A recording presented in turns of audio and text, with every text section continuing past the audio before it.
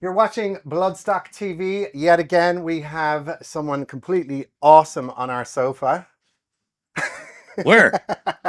Oh, me. Yeah, yeah. Guys, it's Tony from Static X. How are you, man? Hey, doing all right. Amazing to have you here. Amazing to have you at Bloodstock. What does it, let me just start that again. How does it feel to just finally be bringing Static X on the festival circuit, hitting big shows like this? It's like took us damn long I enough. know. I know. There was whispers of last year and then it didn't work out and then Yeah, this year. yeah, So you're finally ready to get out yeah, there and do it. yeah. Amazing, man. So I just wanted to jump in with Project Regeneration Volume 2, right? It was something that I wanted to just touch with you there. The hmm final Wayne recordings, if I'm correct, on Stay Alive.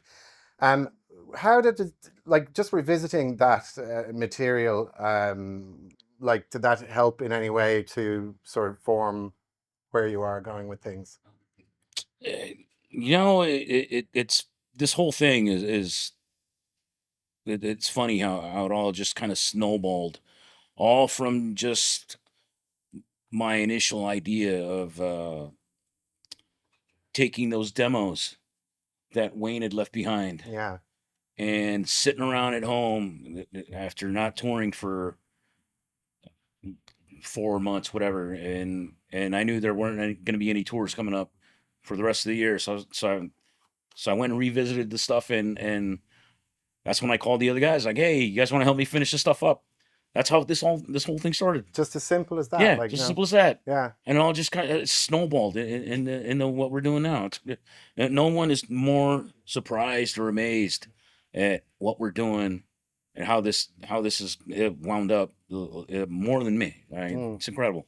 Yeah. And then like with the shows that you've done already, like the fan interaction, I've seen some of the stuff live. It's absolutely like amazing. This is the first time for a lot of people to see you guys. So Yeah, I mean, you're feeling that energy as well, I'm sure. yeah, absolutely, man. Like I always knew we had fans out here. Like when I was out here with other bands, Soulflyer Ministry or whoever, Fear Factory, like people would come up to me like out just walking out in the street and like, hey, Static X, and like they know us, they know the bands. Like we just got to get out here, Mm. and I'm glad we finally did, man. Yeah, yeah. It's incredible how like the legacy of what you guys did in Static X at at the start with the debut album came out and everything that went afterwards has just made such a tremendous impact, and the demand and the want for people who've kind of been waiting and wishing that something would happen,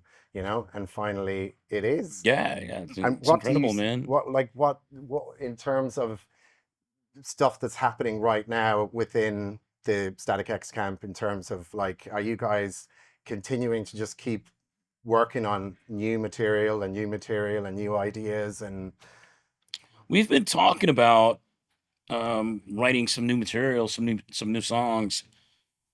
No, we have a documentary that's in the works right now, so we're gonna the finish Evil that Disco first. one? Yeah, Yeah, yeah. so we're gonna finish that first, and then once we drop that, then we'll revisit. You know, Mm.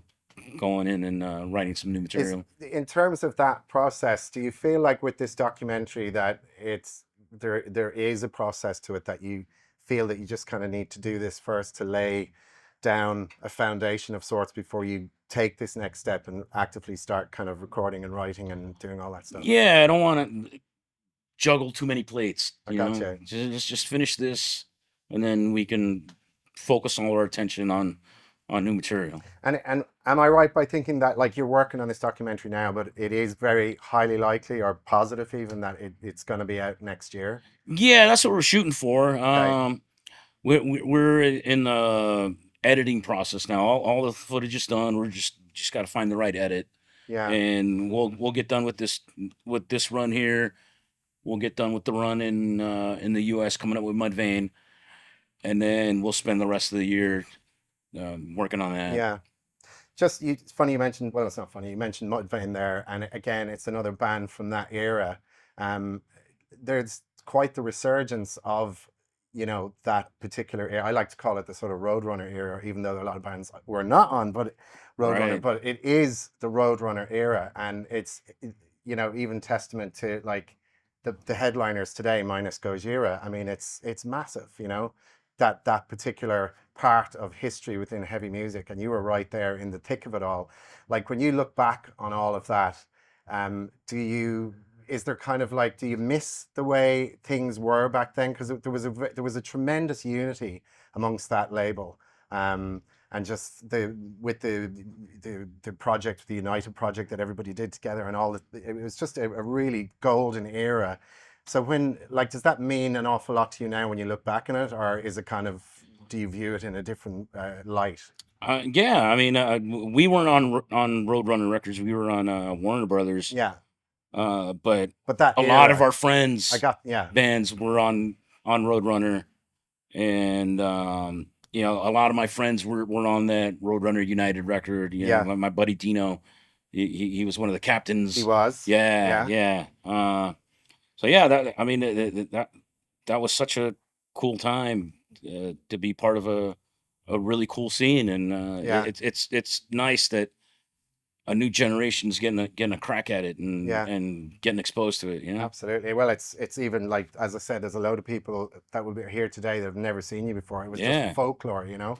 That's why I said I call it the Roadrunner era, because it was just so many bands were plugged into that.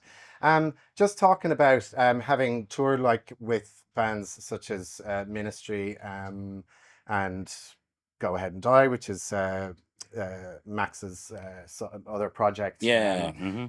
Just about like, would you be open to everyone being, you know, having friendships and linked through the past and whatnot? Would you be open to doing sort of collaborations with any of these bands down the line? Yeah, Uh, absolutely. has there been Yeah. talk of anything? No, you know, everybody's busy doing their own Yeah, thing. yeah. But you know, I'll never turn down an opportunity to jam with friends. Mm, okay, very good. So, looking beyond the documentary and obviously these tours, outside of the music, is there anything else that we can uh, expect?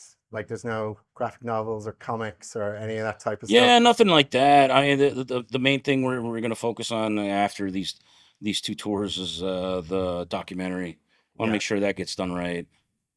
And are you going for like a cinema release on that, or what do you think? Um, if the opportunity presents itself, then Yeah. yeah, you know, we'll do that.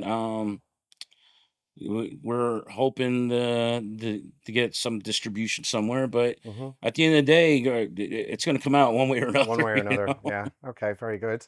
All right. Well, we are, you know, short timed here today because you've got a lot going on. You've pretty much just arrived on site anyway. Yeah. So, um, just want to thank you so much for dropping by and filling us in on all the bits and pieces that are happening with you. And we look forward to this documentary that's coming out, and thereafter a new album, possibly. Who knows? Yeah. Well, hopefully. Yeah. You Absolutely. never Yeah. know. Looking forward to it, man. Right Well, on, listen, man. thank you so much for dropping by. Yeah. Thanks for Means having a me. lot. Awesome. Right on, Thank dude. you so much.